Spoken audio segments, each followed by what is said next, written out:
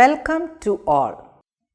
We know that child development includes various perspectives. When one wants to understand the different perspectives in child development, we have to discuss different theoretical perspectives.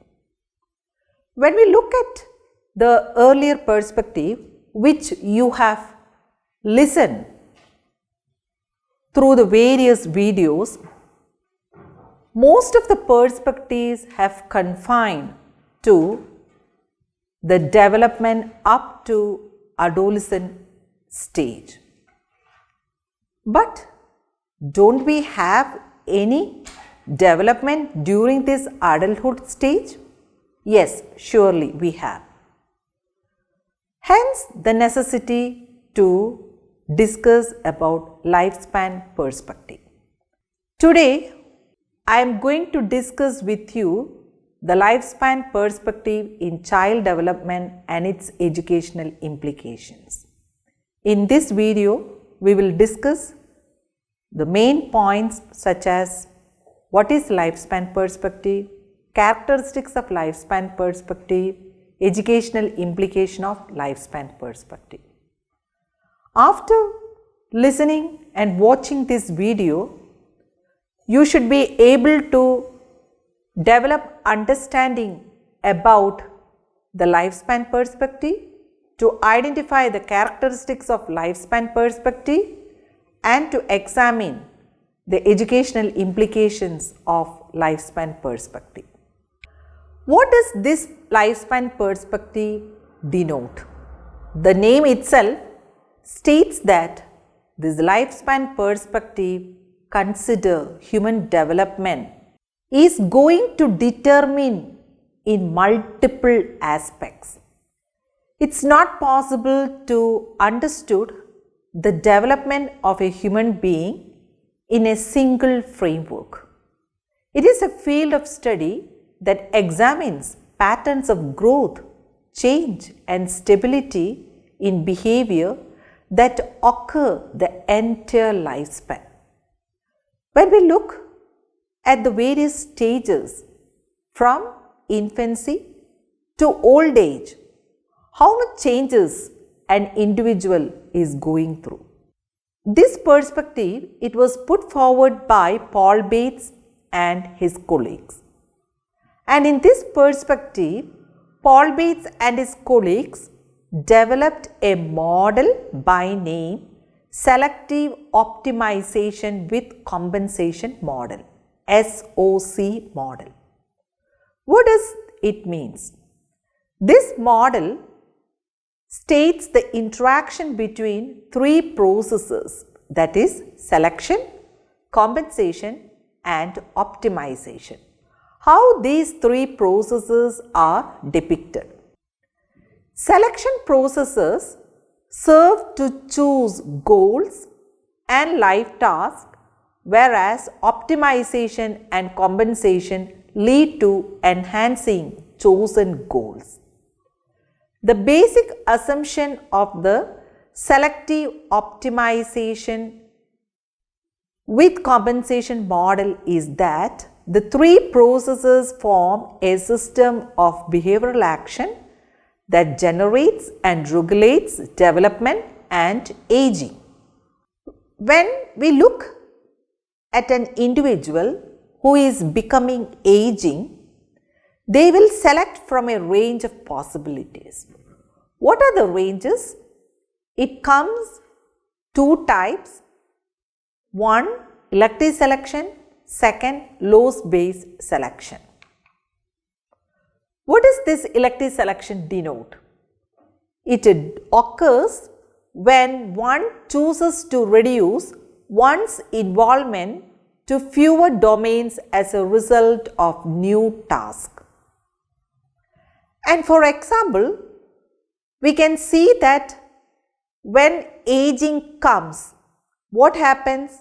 The older musicians, they will reduce their times of play, that is selection, and they will do their practice or increase their practice, that is optimization, and then they will always do the or play the instrument in a lower tone, that is compensation. So we can see that elective selection is happening in one's life, and the next one, that is the loss based selection. Here this selection occurs when one reduced involvement in some other activities as a result of expected losses in personal or environmental resources.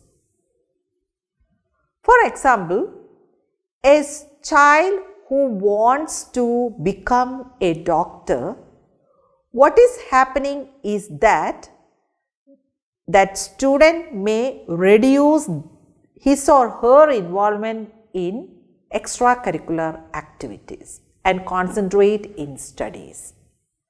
So that is one example for loss based selection. And the next term, compensation. It means the use of alternative methods when the earlier preferred methods lost its effectiveness. For example, we can see that this musician who cannot play earlier in a major speed, so they are concentrating on repetition and try to make the music in a better way. And the next one, optimization. It is the application of methods adopted to achieve selected goals. Optimization involves minimizing losses and maximizing gains.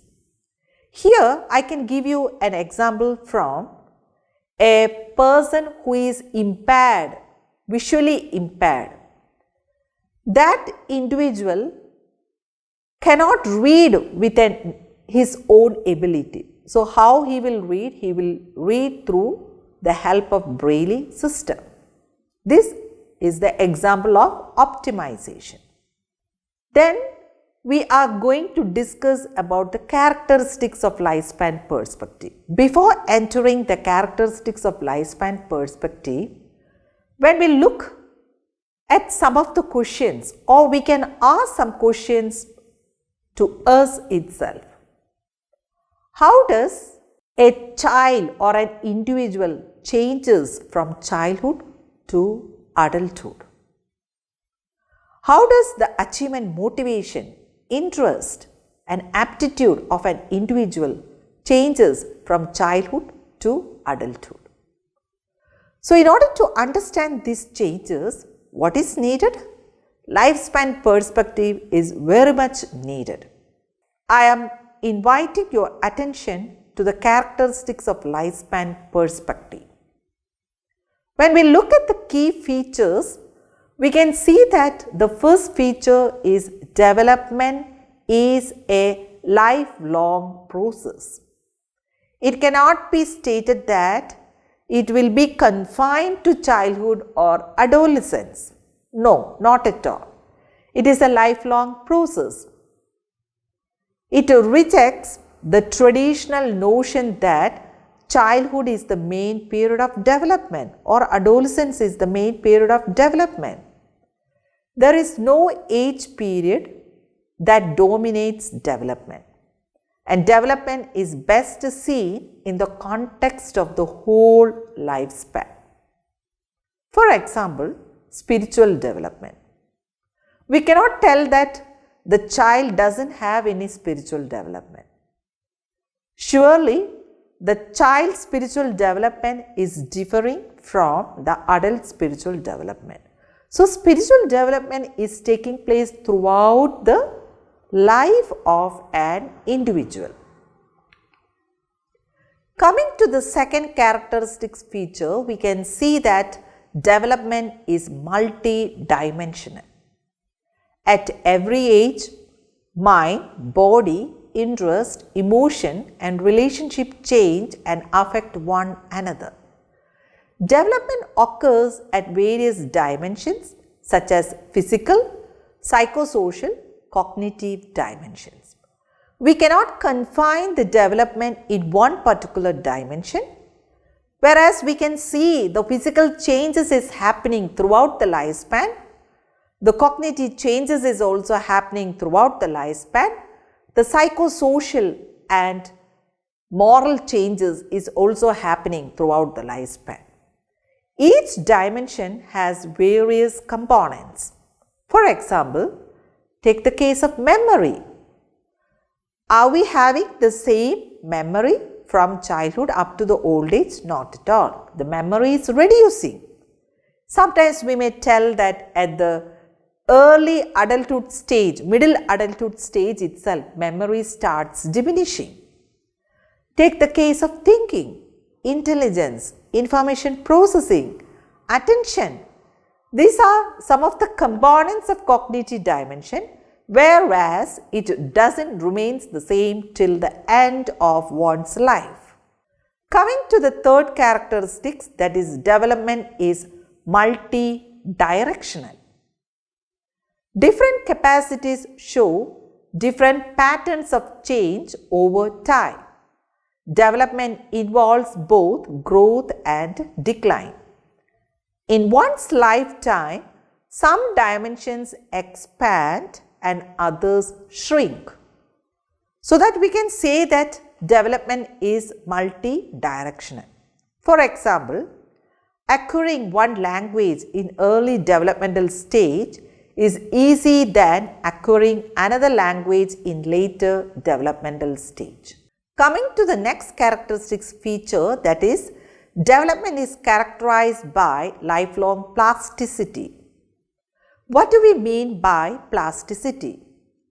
Plasticity refers to the capacity to change in response to positive or negative environmental influences. One's capacity is not predetermined. Through practice, many skills can be improved. So, plasticity continues into later life, that aging process is not fixed but rather can be changed considerably depending on the individual's experiences. For example, older adults who regularly engage in mentally alert activities such as playing chess, participating in debates, etc., have less chance to develop Alzheimer's disease. There is a normal complaint among the old age people, elderly people. They are telling that their remembrance, their memory power is reducing day by day. But those adults, old age people who are engaged in different types of brain related activities, their mental capacity is increasing, their memory power is increasing. So, we can see the changes that is happening among them. And the next characteristics feature is development is the result of multiple causation. Human development is the product of many interacting causes, both inside and outside the person, both biological and environmental. Some experiences are common to all at similar ages, others are common to people of a particular generation, and still others are unique to the individual. For example, two children growing up in the same family will have different experiences if one is a differently abled child and the other a normal child. But we cannot say that the context is different. The context is the same. They are nurturing in the same family setup. Then why is it like that? Because one is a differently able and the one is a normal child. So, the perspective, the way they are looking at and how they can involve or engage in activities, it is different. Coming to the next feature, that is understanding development, requires multiple disciplines. And here we know that we cannot confine that psychology alone can make us to understand the human development of an individual. No.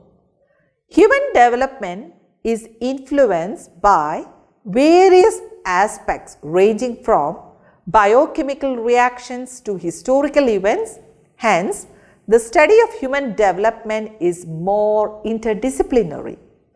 When you take the anthropology discipline, you can see how human beings are originating and how their development is. In the sociological perspective, the human development is different. Psychologists, sociologists, anthropologists, biologists, historians, etc. have something to contribute to unlock the mysteries of development throughout lifespan. For example, influence of family and school on the social development of child is differing. The home is the immediate surrounding where the child learns to live in a society, as we term family as the basic unit of social organization. Whereas coming to school, the child learns to interact with children who belongs to varied culture, religions, language, socio-economic status. Another example, that is influence of heredity and environment on the intellectual development of child, is differing. Coming to the next feature, that is development, involves both gain and loss. Gain and loss are intertwined during every phase of the lifespan. Paul Bates states that gain inevitably brings with it loss of some kind and loss brings gain. Gain and loss occur jointly. For example, as children gain command over language, they lose their ability to use babbled sounds. Take the case of a child in the infancy stage, how the child is speaking, just making some kind of babble sounds, ba ba, like that, some kind of sounds. But when the development is taking place, while going through different stages of development, the child gains command over language. Coming to the next feature, that is development is contextual. All development occurs within a context. It may be a family, an orphanage, a school, sometimes peer group, circles, cities, neighborhoods, and so on. And each of the contexts is influenced by historical, social, political, and cultural factors. Non-normative life events are unusual occurrences that affected an individual's life. When we look at the contextual development, for example, behavior of a child reared in a dysfunctional family is different from that of a child grown up in a normal family. We know that in modern societies, the family structure is changing, and the child who is grown up or who has been nurtured in an extended family, the experiences of the child is differing from a child that belongs to a nuclear family.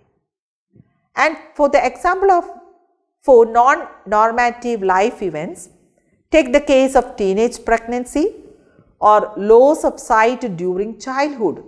Their experiences affect them, and it also affects the development of that particular individual.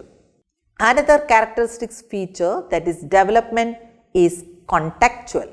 As a result of changes, contexts exert three types of influences: normative age-graded influences, normative history-graded influences, and non-normative life influence.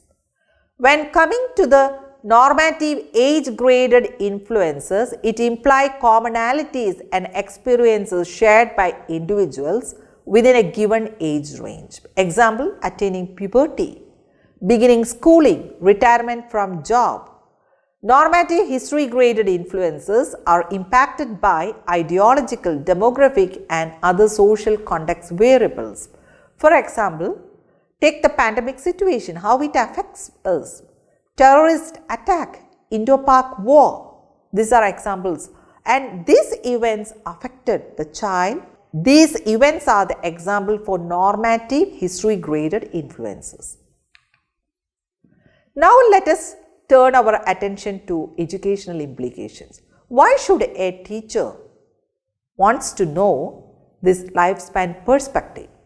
When we think of educational implication, there are two important things. The first one, it exerts its influence in the concept and goals of education, and number two, in the instructional methodology. The goal of education in terms of either normative or differential views of individual development. A normative pattern of development has led to the focus on developmental tasks. On the contrary, the focus on individual differences emphasizes on differentiation and individualization of educational objectives. Educational goals must be responsive to social change. Through this perspective, the role of education that helps individuals to acquire the generic skills for adapting and optimizing their development in relation to social change and future change is possible. Here comes the importance of individualized instruction in education. Why? Because when the individual passes through different changes, related changes are occurring. There comes the importance of individualized instruction as well as developmentally appropriate classroom. The need for qualitatively different types of training for teacher trainees working with a different age group is also needed. Hope that you have understand what is lifespan perspective, the characteristics of lifespan perspective and its educational implication. Thank you.